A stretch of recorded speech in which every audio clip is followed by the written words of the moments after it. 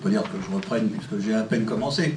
Sur la lancée de la discussion de Lacan, en particulier avec Souris et aussi Thomé, je vais discuter de ce que je conçois, moi, de l'unicité du nœud borroméen. Qu'est-ce que c'est qu'une fonction borroméenne? Parce que j'insiste plutôt sur la question de la fonction. Je pense que ce qui fait le borroméen, c'est ce à quoi Lacan aboutit, c'est-à-dire au fait que les trois consistances qu'il retient préférentiellement, réel, imaginaire et symbolique, à l'occasion il rajoute une quatrième, le symptôme, et on pourrait aller plus loin, mais je ne vais pas rentrer dans des questions techniques. Fonction, ça veut dire qu'il y a une hétérogénéité des trois registres, des trois dimensions, comme dit Lacan, qui s'avèrent être néanmoins homogènes entre elles, chacune étant, avec le vocabulaire de Lacan, définie par un trou, une existence, une consistance. Donc c'est cette homo-hétérogénéité qui fait la valeur logique du borroméen et de la fonction qu'il a dans les différents registres qui nous occupent dans la psychanalyse. Je considère qu'il y a une fonction essentielle qui est mise en jeu par le borroméen, c'est celle que Freud, fonction essentielle parce qu'elle n'est pas essentielle pour le borroméen, elle est essentielle pour le sujet, le signifiant, c'est ce que Freud appelle la représentance, qui est au fond de la pulsion, qui donne accès à la pulsion par des voies que Freud psychologise encore quelque peu en termes de représentation, et que Lacan va reconsidérer tout autrement, à mon avis, en termes de lettrage, en termes de lettres littorales, parce qu'il va faire valoir avec le borroméen des passages d'un espace du nœud à l'autre, sous condition que ce nœud soit mis à plat. Cette mise à plat du nœud en plongement, pas en immersion, plongement ça veut dire avec des dessus-dessous, et pas en nombre porté, ce nœud mis à plat, je l'appelle un templé parce que ça rend compte de la fonctionnalité du nœud borroméen. Donc le nœud borroméen pour moi est unique, c'est différentes mises à plat et les transformations de mise à plat, les transformations de templé sont essentielles pour reconsidérer un certain nombre de points de la psychanalyse. Je m'en tiendrai qu'à quelques-uns que Freud met en jeu, à peu près dans les mêmes termes que ceux qu'on utilise pour le nœud borroméen, donc dans son texte sur pulsion, avatar des pulsions, dans la métapsychologie. Là, je vous ai mis certains de ces ternaires, actif, passif, plaisir, déplaisir. Moi, je préfère dire jouissance positive et jouissance négative, Lust und Lust, et sujet, objet, ou moi, monde extérieur. Enfin, c'est quand même une des fois où Freud va parler du Ich comme un subject. Mais il va reconsidérer, au travers de ces différents éléments, c'est moi qui les dispose évidemment de manière borroméenne, parce que lui, il va insister sur ce que j'appelle borroméen, c'est-à-dire une certaine homogénéité de ces paires polarisées, couple d'opposés, disent la Planché-Pontalis dans leur traduction. Bon. Il va insister sur cette homogénéité au travers d'un certain nombre de transformations qui sont précisément celles qui sont discutées par Lacan en rapport avec les productions de Souris en particulier, qui sont de l'ordre du retournement, comme une crème, donc un retournement de plan, dit Souris, qui sont de l'ordre de la symétrie et qui sont de l'ordre de la spécularité.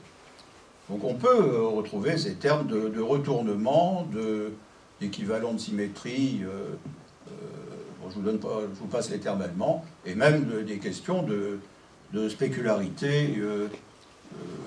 Dans la traduction à la Planché-Pontalis, ils disent le reflet, mais en fait c'est l'image miroir. Bon.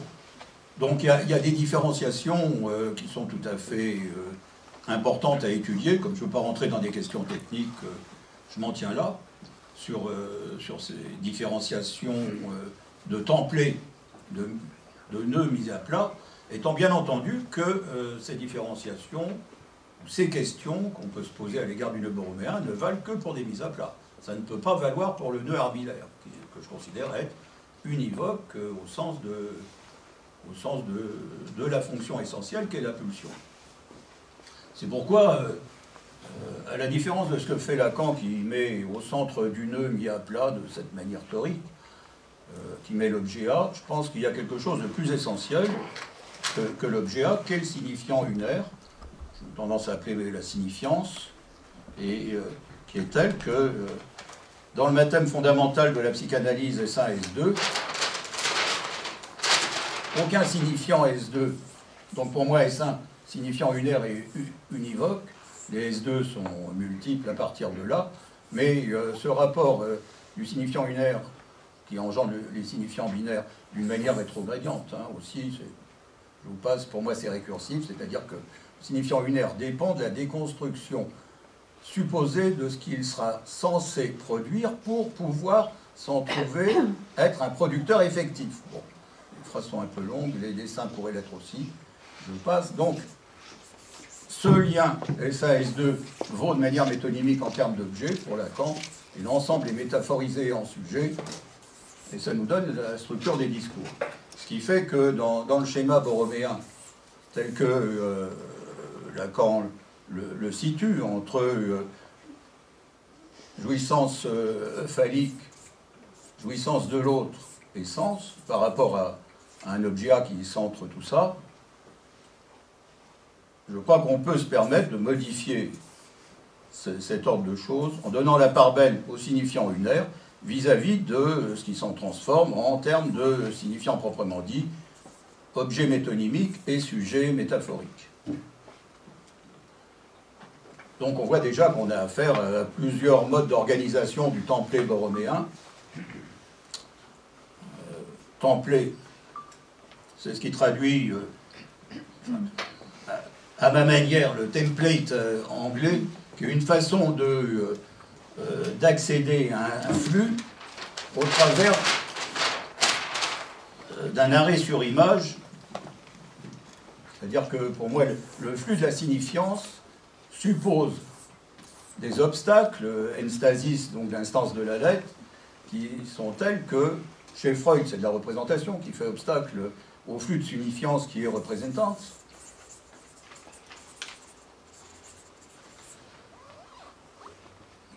Selon moi. Donc les S2 vont s'organiser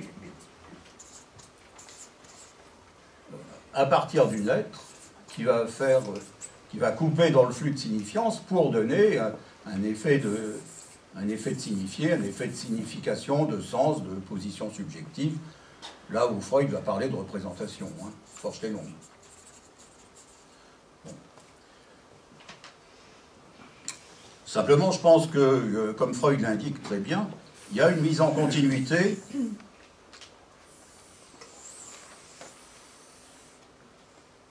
de cet S1 avec à chaque fois ce qui vient l'interrompre, vient faire obstacle. Et la question des obstacles est à reconsidérer. Là, j'ai fait un schéma façon attracteur étrange de Lorenz, mais de toute façon, c'est juste pour dire que la discontinuité des S2 fonde la continuité du S1 et inversement, continuité et discontinuité sont en continuité. Et à mon avis, c'est la même chose dans le borroméen.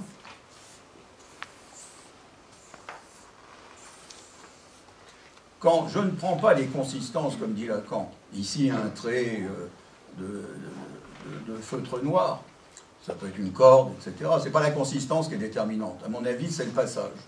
Et je crois que la question de la lettre, dont j'ai parlé comme faisant obstacle en instance sur la signifiance, la question de la lettre va se présenter au travers d'un passage littoral, pour le coup, comme Lacan l'avance dans l'Iturateur, d'un espace du nœud mis à plat. Pour parler d'espace du nœud, il faut qu'il soit mis à plat, sinon on va parler des cadrans que le trièdre sur lequel il serait, c'est pas le nœud lui-même, c'est le trièdre des plans sur lesquels il se trouverait, va segmenter les 8 cadrans d'espace, etc. Bon, comme on a les 8 espaces du templé borroméen, je considère que chaque arc de cercle est un passage littoral entre un espace du nœud et un autre, et on pourrait donner bien d'autres indications sur la valeur de ce que Lacan appelle des points nœuds pour traduire le Knotenpunkt de Freud, qu'il utilise en particulier, ce terme point nodal, mais un point de surdétermination, qu'il utilise dans ses notes de séance de l'Omora, pardon. ce point 2 sont des points de serrage de ces triskel. Ce qui compte, c'est de voir quelles sont les surfaces d'empan qui rigidifient, qui empanifient ces espaces, et comment, dans le passage par un dessus-dessous, d'une surface à l'autre, on a affaire à quelque chose d'unilatère, hein, avec deux types de surfaces d'empan duales. Là, je vais donner le démarrage d'une surface, et bien sûr, il y en a d'autres. Bon, je ne vais pas tout inscrire, je vais donner quelques petites inscriptions au démarrage sur ce qui pouvait, dans les termes freudiens, correspondre à ce qui se joue dans le nœud. Incorporation, c'est l'incorporation de la fonction paire ou de la fonction phallique, c'est-à-dire pour moi du S1. Hein. Mais le S1, ça n'est pas quelque chose, puisque c'est une supposition à la base, et c'est un vide opératoire qui ne devient jamais consistant, et qui prend consistance soit par la lettre, soit par de l'imaginaire de la représentation, etc. Je prends la lettre comme ayant un effet réel. Donc c'est un certain rapport du symbolique, du réel et de l'imaginaire qui se joue dans le schéma de l'instance. Donc,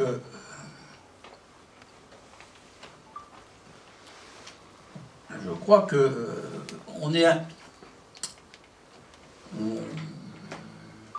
on focalise un peu trop sur ce genre de schéma. Ce n'est pas la figuration qui est déterminante. Je crois que quand on fait un choix de schématisme, comme le schématisme borroméen, auquel Lacan aboutit par les graphes, les surfaces et donc les nœuds borroméens en particulier, la particularité du nœud A3, c'est qu'il y a effectivement cette homogénéité qu'il n'y a déjà pas dans le nœud A4, puisque le nœud A4 est fait de deux paires différenciées. Et donc tout n'est pas interchangeable, si je puis dire. Ça ne circule pas tout à fait. Il n'y a pas ce qu'on est en train d'étudier à dimension de la psychanalyse avec la question du chaos signifiant, c'est-à-dire des tourbillons qui fonctionneraient dans l'organisation des signifiants entrant dans les discours. Marc Saint-Paul qui est là étudie ça en ce moment. Ces tourbillons nous donnent le mouvement qui correspond à la fonctionnalité. Mais un mouvement qui ne cesserait pas, ça ne permet pas effectivement un accès facile à ce qui est en jeu. Donc on introduit des praticables, enfin une matérialisation peut-être, si on veut le dire comme ça, qui donne un accès à ce qui est inaccessible de la fonction. Une fonction en tant que telle est toujours inaccessible, elle est donnée en intention, pour utiliser là encore un certain vocabulaire que Lacan nous a mis en main. Et les extensions, à suivre Frege, sont des objets qui sont des valeurs de la fonction, en particulier sous différents modes. Parcours de valeurs chez Frege. Chez Marx, on a affaire à des formes de la valeur. Avec les signifiants, on a affaire à des rapports de valeurs, surtout dans la psychanalyse. Je pense qu'on peut discuter des valeurs des fonctions. Et je prends la pulsion comme une fonction fondamentale au travers de ce que Freud en aborde en termes de représentance. Ce qui définit une fonction, c'est qu'elle renvoie à quelque chose d'autre. La structure de renvoi, c'est une représentance. Ce que le nœud borroméen, en tant que tel, est en dehors de ces figurations, mais évidemment, je suis en train là, une fois que j'ai dessiné, je vous indique cette figuration, mais ce qui m'importe, c'est de pouvoir revenir en deçà de cette figuration pour assurer que rien de ce qu'il met en jeu n'a une consistance en soi, et que le choix de la consistance est donné, à mon avis, par l'intervention du sujet qui, d'une manière rétrogrédiente, par rapport à ce que j'ai donné comme une progrédience, mais qui n'est pas première, le sujet réassure dans le fantasme ce qui pourrait en être d'un objet, qui lui-même vient reconsidérer ce qu'il en serait des signifiants. Et quand je dis les choses ainsi, je ferais mieux peut-être de souligner que ce sont les fonctions que les flèches indiquent, que ce à quoi ces fonctions aboutissent, ces fonctions sont mises en scène par ce qu'elles induisent, qui, d'une manière rétrogrédiente, réassure ces fonctions comme opératoires. Donc il y a une série d'après-coups rétrogrédients qui ne sont pas que des après-coups classiques rétrogrédients, qui redéfinissent à chaque fois la métaphorisation, la métonymisation, sans lesquelles il n'y aurait pas de signifiant comme tel, en tous les cas pas accessible. C'est ce que souligne Lacan dans l'instance de la lettre, à propos de sa définition de l'Einstellung de Freud, que Freud utilise particulièrement sur l'Acropole, mais qu'il ne conceptualise pas vraiment. Lacan le fait en termes de trope, principalement métonymie et métaphore, mais pas seulement. Et donc cette transformation, ce déplacement, moi je préfère de dire ces décalages, ces écarts que l'Einstellung met en jeu, sont aussi des déplacements avec lesquels il faut compter et qui impliquent de la mobilité, y compris dans le borroméen. Donc l'aspect statique, accessible tout d'une pièce, que Lacan par exemple a critiqué dans le temps logique. On ne peut pas comprendre le temps logique si on ne comprend pas une mobilisation.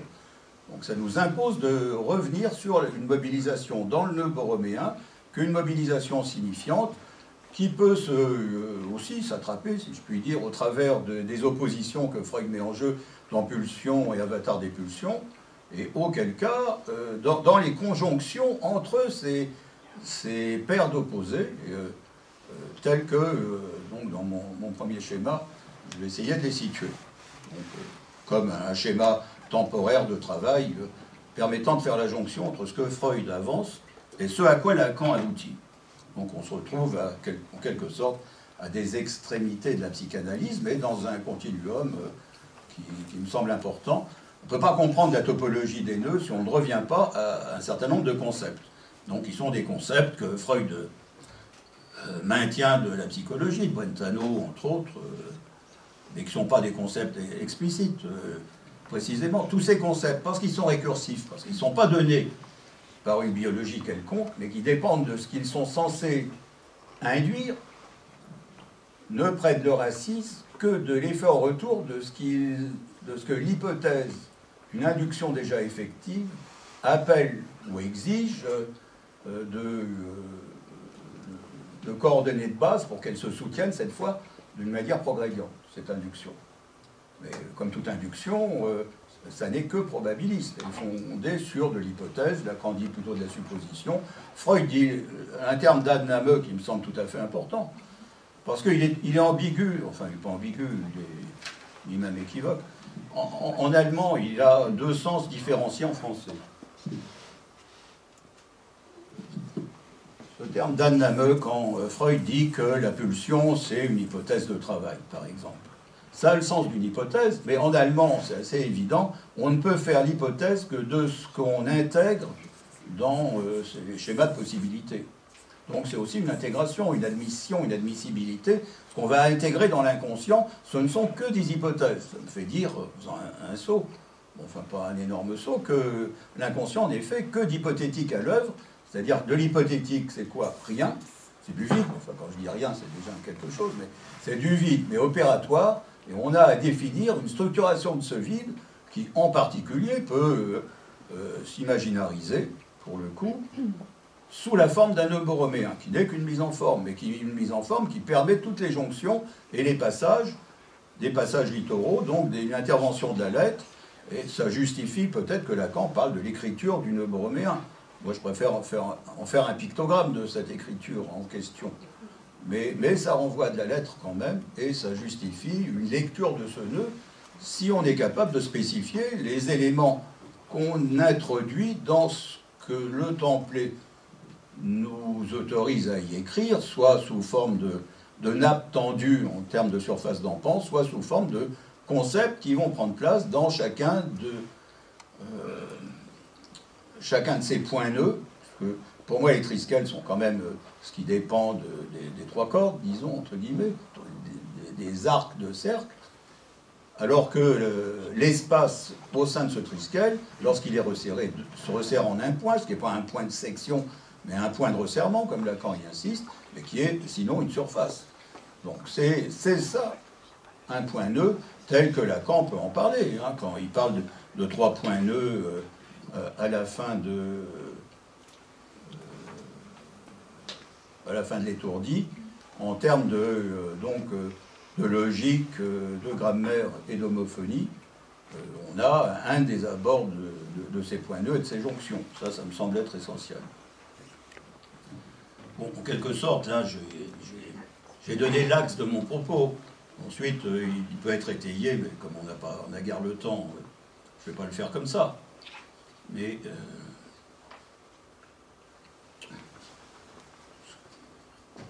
ce sur quoi j'insiste, c'est sur ce schématisme du borroméen, qui n'est pas seulement, quand je parle de templé, un mode de mise à plat de concept. C'est pas seulement un mode de figuration d'une structure, puisque quand je parle de schématisme,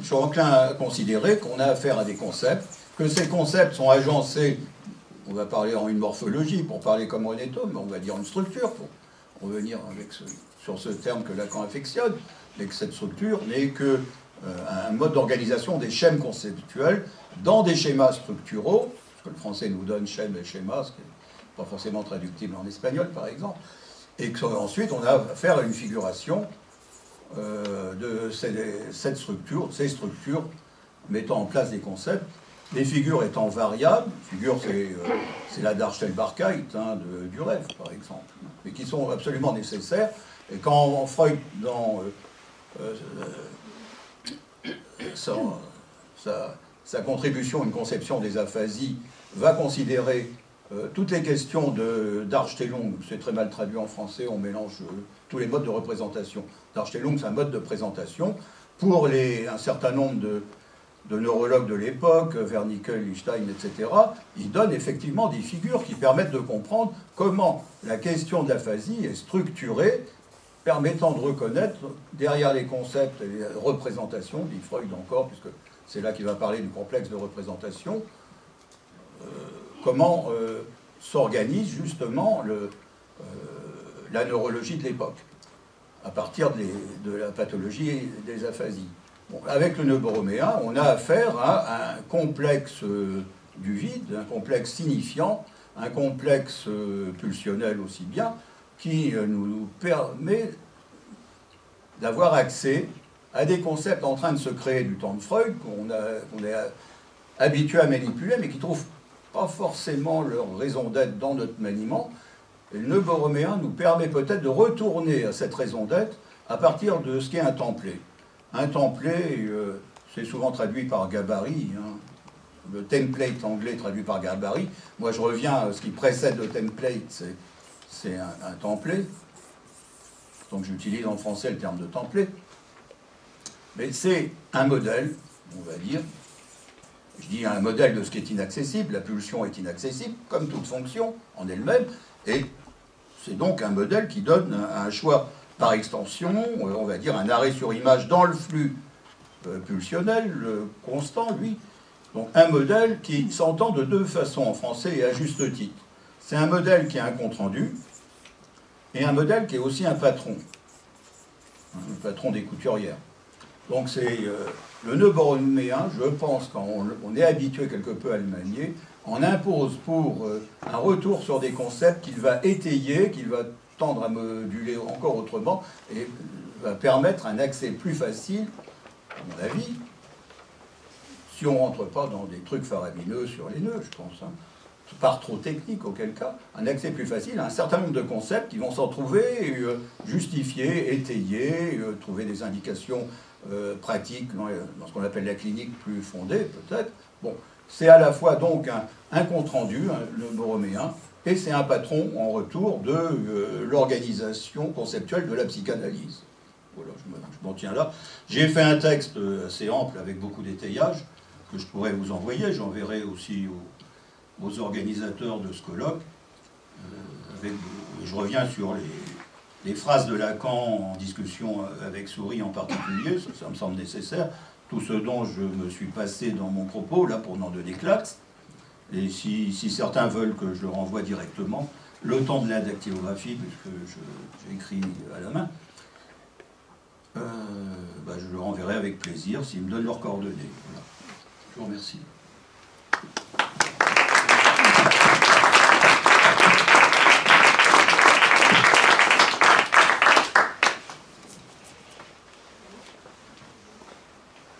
questions à la salle.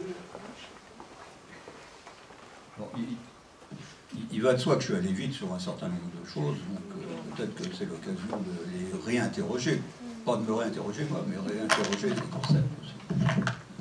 Enfin, on peut m'interroger aussi, bien sûr. Parce que justement, d'emblée, il y a une question qui arrive immédiatement. Le micro et ma micro. Cette question, effectivement issue de cette discussion là, que vous évoquez autour de l'écrit, enfin de la mise à plat du nœud borroméen, Lacan tranche à un moment donné cette discussion avec, enfin tout ce travail avec Souris, ce qui dit que c'est pas un modèle, que le nœud borroméen n'est pas un modèle. Ça dépend de ce qu'on a. Tout dépend de ce qu'on appelle modèle. Voilà. Hein, donc vous avez essayé de développer une autre conception du modèle. Oui, en termes de template, il y a des bouquins. Je ne sais pas si dans l'argument, dans l'argument que j'avais donné, je faisais référence à un bouquin classique de Chris Holmes et Sullivan sur les nœuds et les chaînes dans les flux tridimensionnels, en anglais, chez Springer. Donc c'est là qu'on a l'essentiel sur les templates. Et il y a beaucoup d'articles. C'est pas forcément à la mode, ça date de 1990, ce bouquin. Il est toujours accessible chez Springer. Non, mais parce qu'il s'agit de situer à quoi sert la topologie dans une pratique courante aussi de la psychanalyse, sinon on fait des maths. Comment elle s'est avérée fondée, etc., etc. Donc de faire des allers-retours entre la pratique et la théorie topologique. Et puisque vous avez ce sur quoi vous avez beaucoup insisté, c'est sur la dimension dynamique, justement, aussi de l'appui sur le...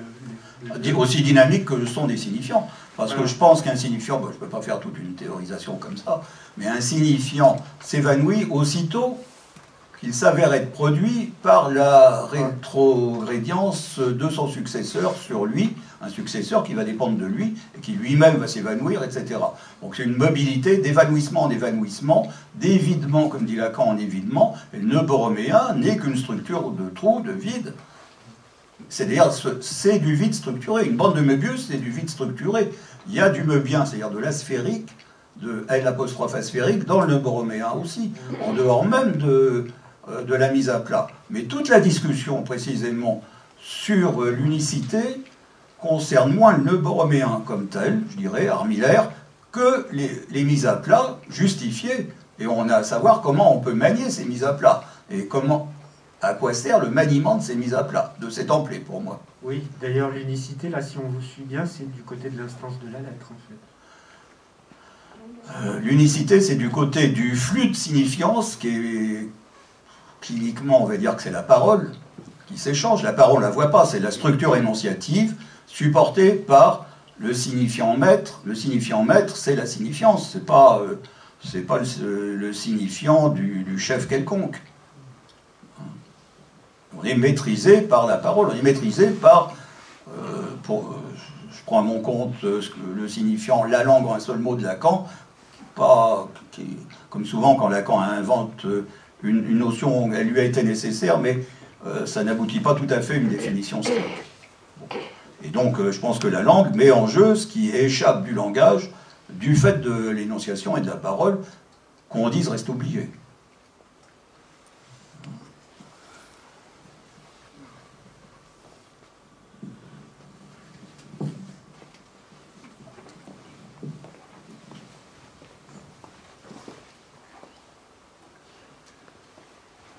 J'aurais besoin d'explications sur ce que vous appelez le passage littoral.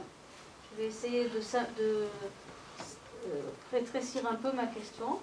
Passage, ça veut dire que ça va d'un ici à un là. Et j'ai pas bien compris qui est le ici, qui est le là. Oui, j'ai pas spécifié. D'un espace à l'autre du nœud, oui. Et la deuxième partie sur le passage littoral, c'est quelle différence ça fait que le nœud ait été mis à plat? Est-ce qu'on ne pourrait pas imaginer, à l'échelle de votre corps par exemple, un grand nœud borroméen fait avec des câbles électriques ou des choses comme ça, et où au lieu de dessiner avec une flèche sur un plan le passage littoral, vous l'incarneriez en enjambant un morceau du nœud pour passer d'un côté à l'autre de quelque chose. Il faudrait compter combien de fois on peut faire ça, quoi.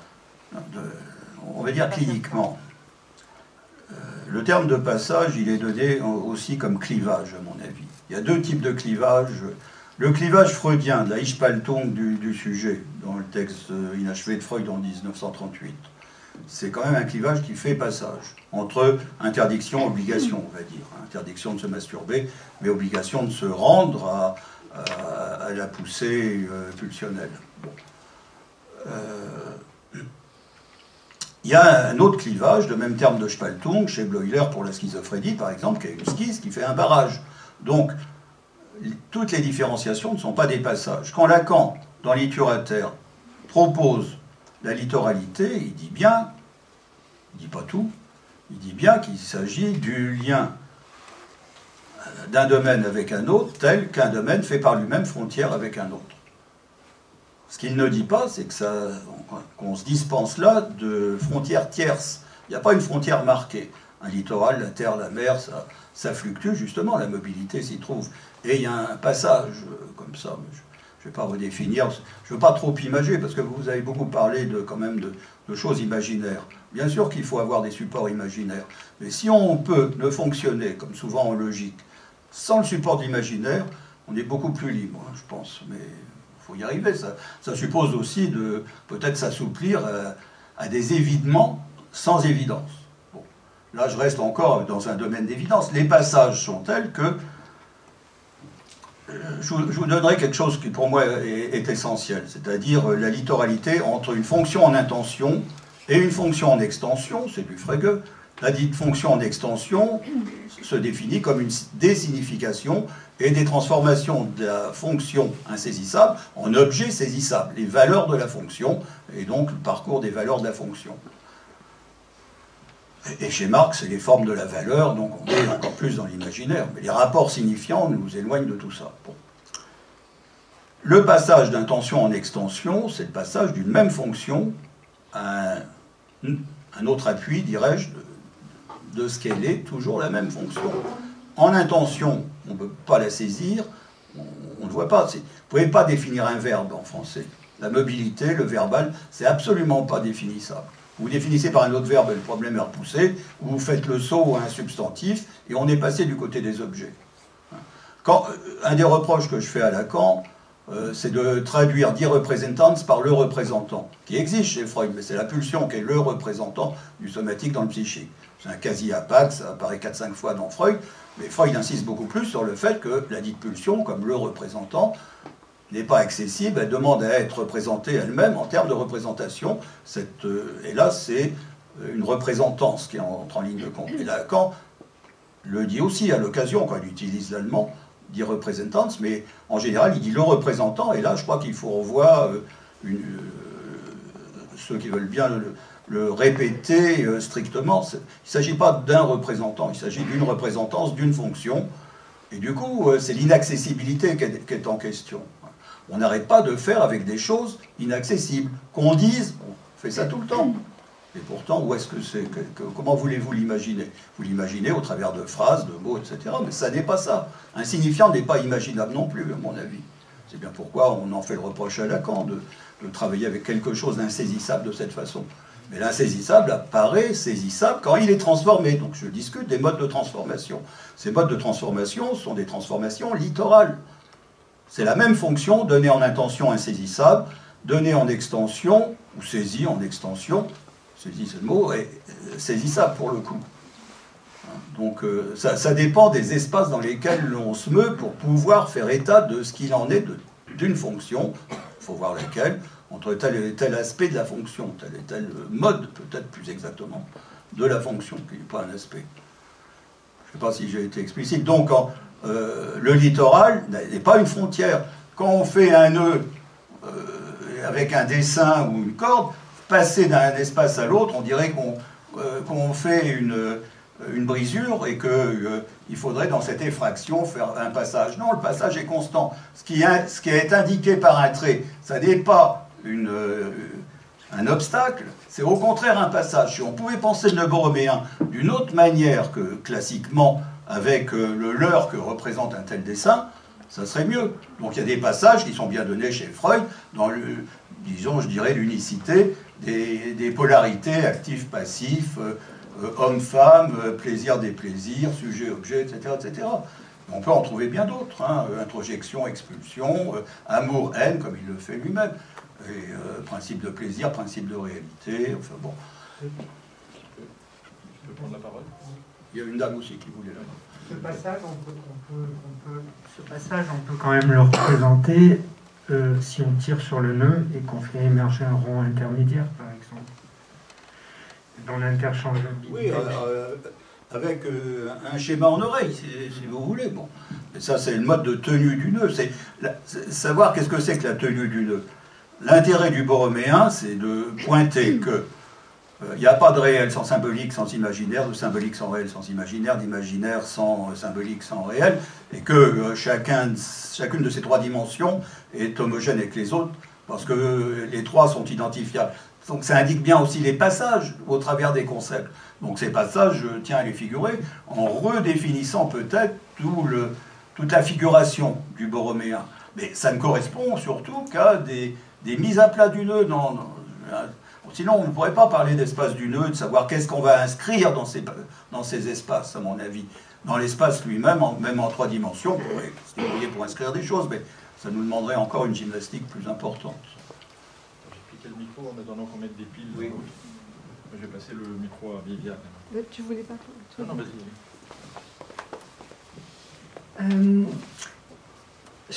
Je ne sais pas comment je vais réussir à parler, mais je voudrais vous dire un malaise. Et ce malaise, en vous écoutant, c'est ça, c'est l'écriture des quatre discours, vous la prenez, enfin, c'est une écriture d'état, ça tourne, c'est vrai, mais c'est quand même une écriture d'état.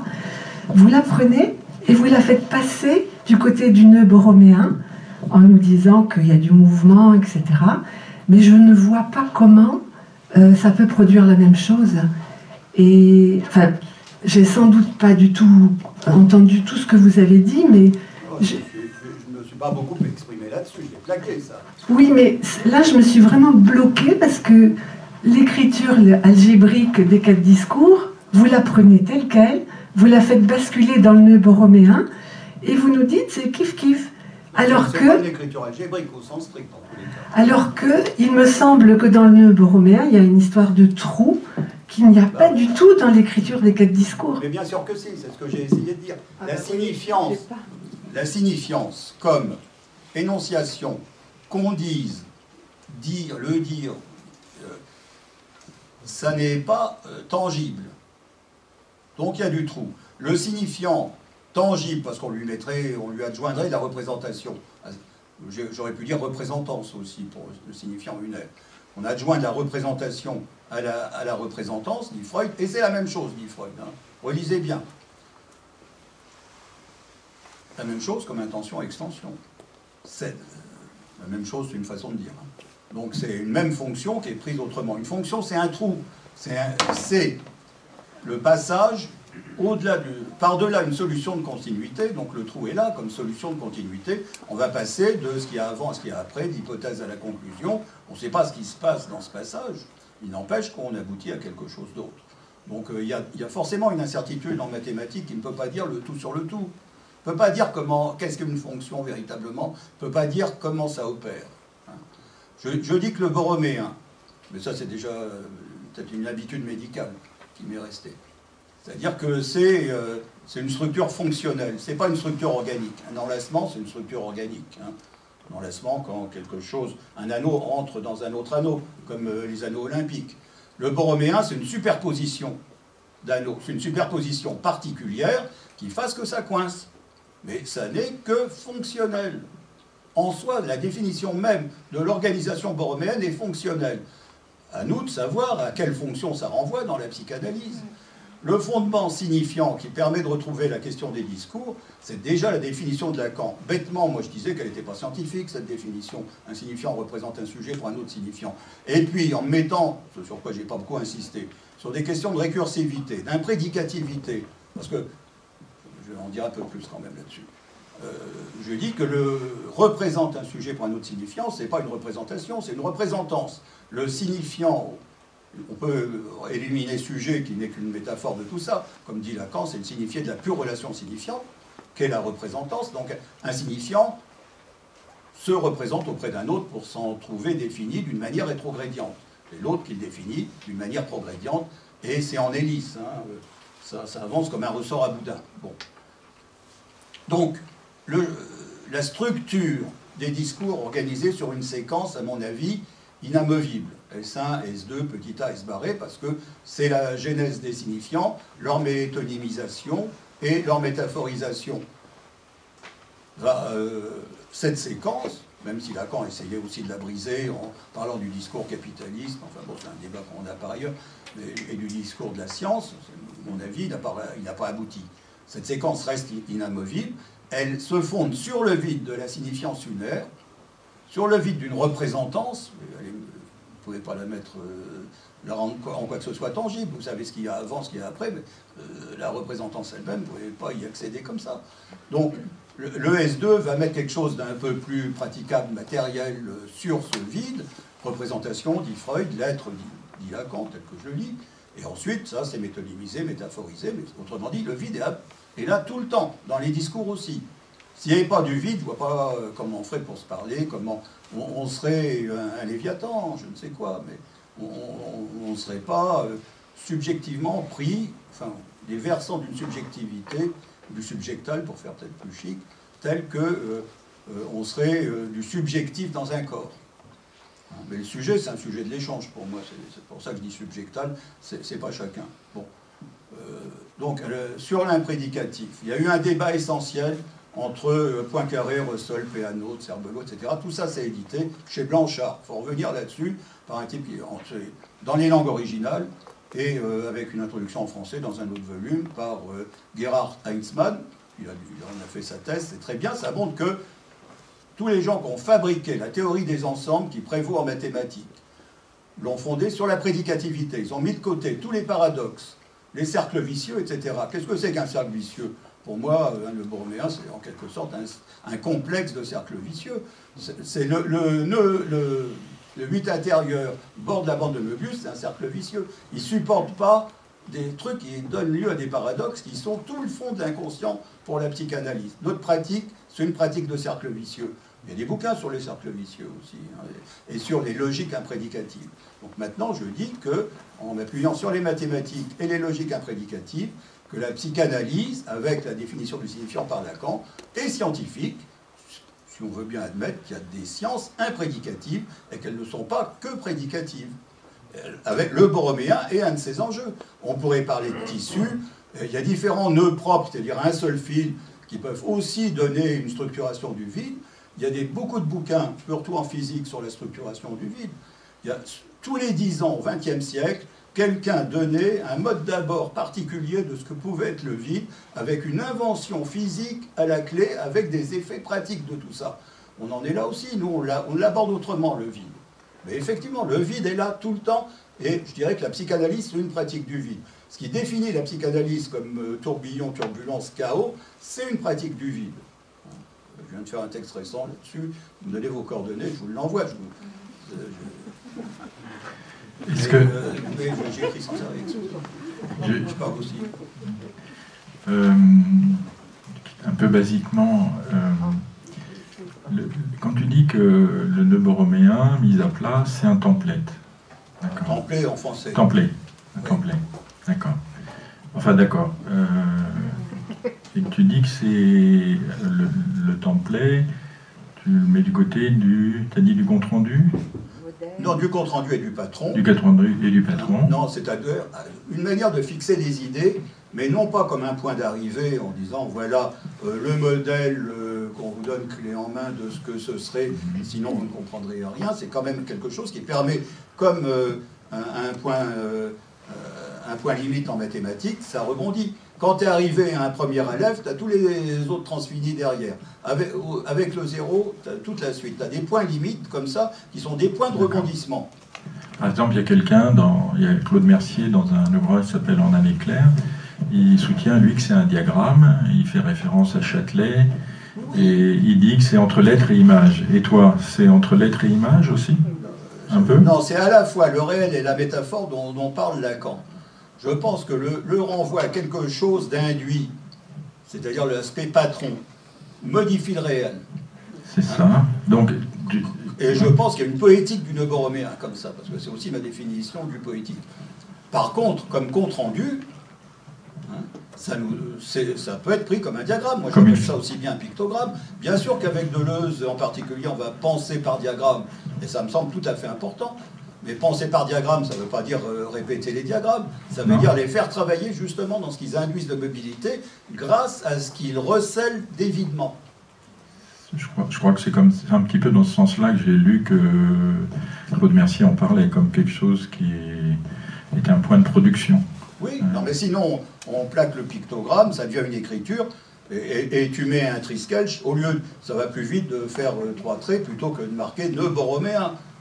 On pourrait faire ça, donc on demande à un imprimeur de faire rentrer ça. On pourrait le mettre dans les bécanes, enfin dans les ordinateurs comme l'arrobase, pourquoi pas. Mais bon, on n'en est pas là, il faut s'expliquer, c'est pas seulement, c'est pas une lettre, à mon avis. C'est un mode, c'est un complexe littoral permettant d'inscrire un certain nombre de choses dans le passage de ces choses, de ces concepts pour beaucoup, de ces organisations. Ouais. Hein, les unes vers les autres, les unes par rapport aux autres, et du coup ça explique aussi tous les coinçages, ça explique ce que j'ai appelé une barrière avec Bleuler, mais ça explique le fait que plutôt que de parler de tourbillon et de passage constant d'un espace du nœud à l'autre, passage ininterrompu plutôt constant, on va pouvoir se fixer sur un aspect. Ben ça donner la primauté à un point de vue sur ce qui serait un non-point de vue, comme dit Lacan, je préfère dire un hors-point de vue, dans cet usage du complexe littoral borroméen, et ben ça nous fait un symptôme. Quand tu rends un aspect de la structure prévalent, ça produit un symptôme. Quand il y a une erreur quelque part sur un mode d'organisation structurale, parce que ça ne va pas convenir à la mobilité signifiante, pour maintenir ce terme de mobilité, enfin à l'organisation signifiante, ça va produire du symptôme. Quand ça s'arrête, ça va produire du symptôme, etc. L'intérêt de passer à un signifié, c'est qu'on saisit quelque chose, mais on ne va pas le répéter comme si c'était la vérité vraie et éternelle. Ce qu'on a saisi là, ça va être modifié parce qu'il viendra de signifier encore après. Ça, je suis d'accord. Et ben c'est l'intérêt du borroméen, je trouve, c'est tout. Bon, on n'est pas obligé d'en faire une maladie du borroméen.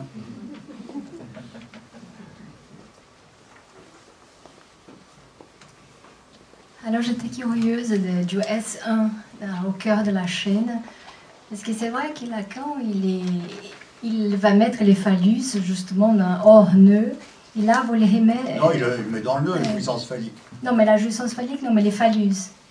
Hein, il va mettre entre symbolique et réel.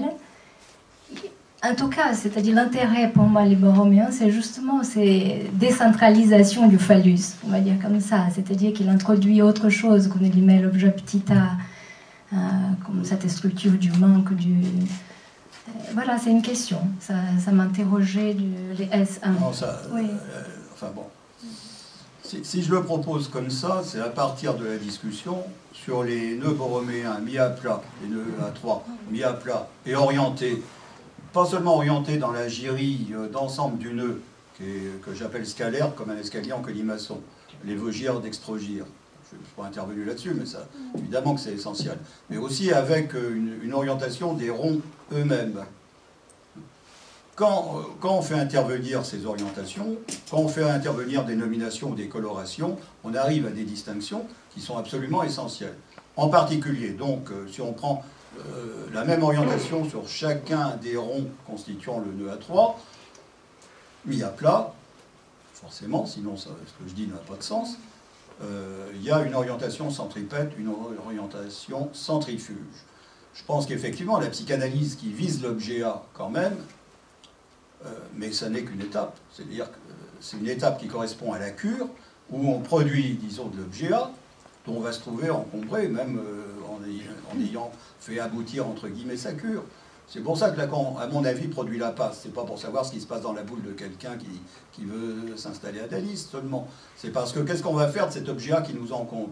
Eh ben, on va le faire passer selon le discours analytique du petit A, fondé sur du S2 bien sûr, sur des S2, du petit A au sujet, surtout dans une production de S1.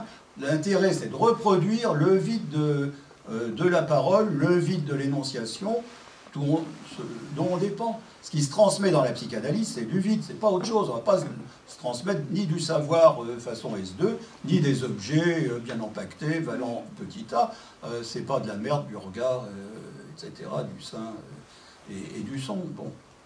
Donc, je reviens à ce centrage par l'objet A que je déplace au profit de ce qui est un incommensurable, parce que le S1 ou le grand 1 chez le Yadelin de Lacan, pour moi, tout ça c'est relativement proche, et du phallus bien sûr, et de la fonction père, comme j'ai tendance à dire, depuis Freud et Totem et Tabou, ça me semble être autrement fondateur, mais de manière récursive, que l'objet A lui-même, qui intervient en ligne de compte, mais en quelque sorte c'est la même chose, vécue autrement à chaque fois. Donc c'est pas si essentiel, il n'y a pas de quoi s'empailler sur ce qu'on va mettre au centre, mais à mon avis, c'est plus explicatif. Mais si on commence à mettre des éléments de discours, il faut mettre tous les éléments de discours, à mon avis.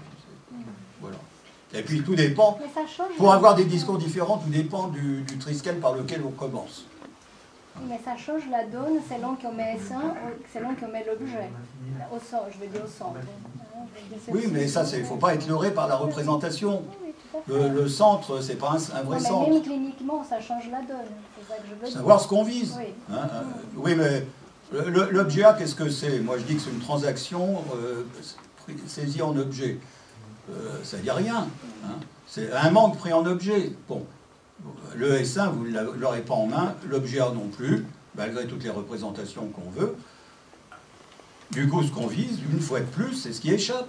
C'est une structuration de l'échappement, mais pas ce qui échappe, point. Je pense que c'est néologique ce que je vais dire en français. Ça échappe dans ce que ça produit. La récursivité, ce sont des éléments signifiants qui échappent dans ce qu'ils induisent de perpétuation signifiante, mais ils s'évanouissent au fur et à mesure qu'ils sont dans cette production. Donc ils échappent dans ce qu'ils induisent. On ne dit pas ça en français pourtant. Grammaticalement. Une dernière question? Et j'ai trouvé très intéressant cette sorte de vidage de la fourmi de Lacan. Et un signifiant représente un sujet pour notre signifiant. Vous savez évacuer le signifiant. Non, le sujet. Le sujet, ça c'est mon lapsus, merci. Et vous pouvez dire, bring en plus quelque chose en plus autour de ça, parce que c'est... Non, c'est parce que Lacan, c'est même la topologie du sujet, et donc, dans un instant, le sujet, chez vous... Oui, non, mais il n'y a pas de topologie sans logique. La topologie du sujet se fonde sur la logique du signifiant, et fonde la logique du signifiant. Il n'y a pas de signifiant sans sujet, il n'y a pas de sujet sans signifiant. Simplement, on est un peu leurré quand Lacan dit un signifiant représente un sujet pour un autre signifiant, c'est comme le sujet existait déjà. Or, il n'existe que du fait de cette représentance qu'il va représenter lui-même comme sujet en tant qu'extension de cette représentance dans l'induction d'un signifiant par un autre. Parce qu'il n'y a pas que l'induction S1, S2. Il y a à partir de là les inductions S2, S2', S2', S2 seconde, etc. Hein, la chaîne signifiante, elle n'est pas faite de signifiants unaires, elle n'est faite que de S2, mais les flèches entre les S2 sont du signifiant unaire, à mon avis. Et représentent la rétrogrédience et la progrédience associées d'une manière möbienne, asphérique. Et là, c'est toute une théorie du signifiant, bien sûr. Et comme Lacan dit que le sujet, c'est le signifié de la pure relation signifiante, cette pure relation, c'est la représentance qui met dans le lien d'un signifiant à l'autre.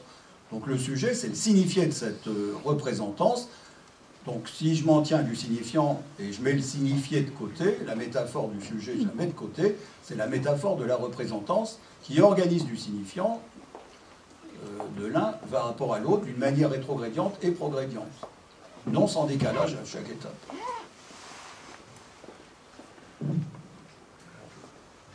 Bon, encore, si vous m'accordez encore une question-réponse. Oui, non, c'est...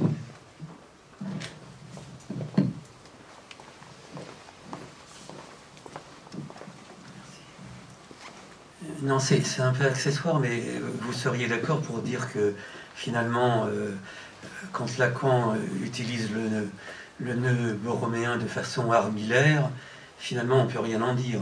Et que c'est uniquement par projection sur le plan qu'on peut travailler. Hein? Absolument, oui, oui.